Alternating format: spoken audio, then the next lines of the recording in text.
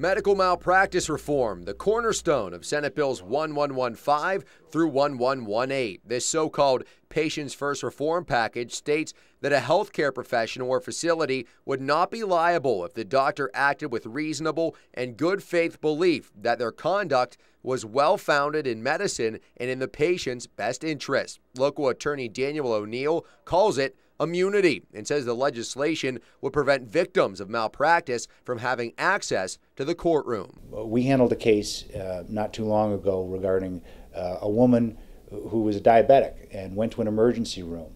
And the emergency room physician failed to follow the manufacturer's instructions for the medication that she gave the woman, gave her twice the amount of the medication, and didn't monitor her, and she died 12 hours later. Under this legislation, that doctor would have absolutely no responsibility to that family. Reform supporters argue that their proposal does not stop extreme cases of malpractice from being heard. They say it adds a more reasonable level of protection for doctors and reduces the amount of damages that can be awarded. The proposed legislation is also meant to prevent a projected shortfall of doctors in Michigan. There's research that suggests 40% of Michigan's doctors will retire in the next 10 years. While working on this story, I tried numerous times over a period of several days to contact the co-sponsors of the Patients First reform package, but no one was available to speak on the phone. Senator Molinar, in fact, when I called State Senator John Molinar of the 36th District, I was told by his office that the senator had no comment on the very bill